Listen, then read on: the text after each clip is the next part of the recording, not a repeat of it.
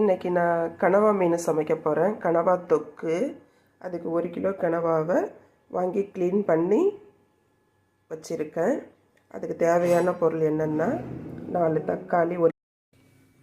கனவா தொக்கு தாளிக்கிறதுக்கு வானல் நல்லா காஞ்சதுக்கப்புறம் எண்ணெயை நல்லா காய வச்சுட்டேன்.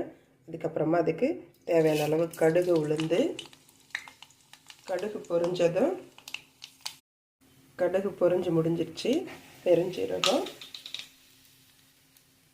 பச்சை மிளகாய்,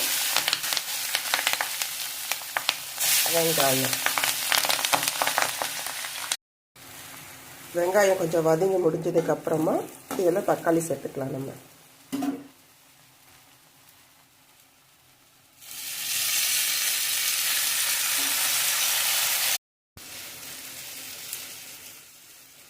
ஒரு கை பூண்டு எடுத்திருக்கேன். இந்த பூண்டை இப்போ நான் தட்டி வதக்க போகிறேன்.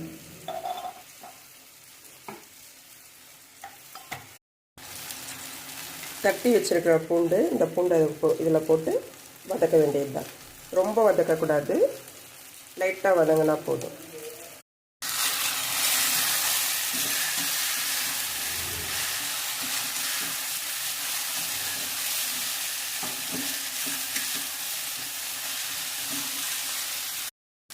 இப்போ இதில் மஞ்சத்தூள்,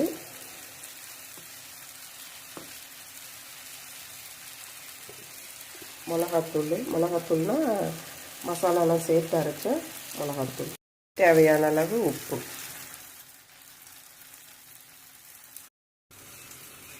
அதுக்கப்புறமா அலசி வச்சுருந்த கனவா,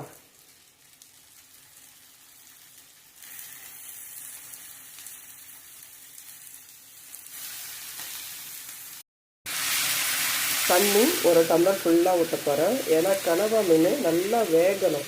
நல்லா வெந்தால் தான் அது நல்லா இருக்கும் டேஸ்ட்டு. பாதி வேக்காடில் ஒரு சிலவங்க எடுப்பாங்க, அது அப்படியே கவுச்ச ஸ்மெல் அப்படியே இருக்கும். நல்லா கிண்டி விட்டு கிளறி விட்டு மூடிடுங்க. நல்லா கொதித்து வரட்டும். கனவா மீன் கொதிக்க ஆரம்பிச்சிருச்சு. இந்த கொதி வந்ததுக்கப்புறமா நடுவில் கொஞ்சம் கிண்டி விட்டு மூடி வைக்கலாம். இப்போ கனவா நல்லாக்கு நமக்கு திக்காக சுருண்டு வந்துருச்சு.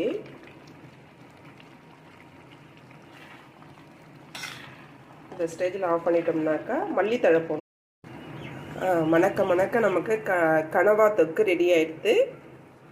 சாப்பிட்லாம் வாங்க. உங்களுக்கு பிடிச்சிருந்ததுன்னா, என்னுடைய சமையல் பிடிச்சிருந்ததுன்னா லைக் பண்ணுங்கள், ஷேர் பண்ணுங்கள், கமெண்ட்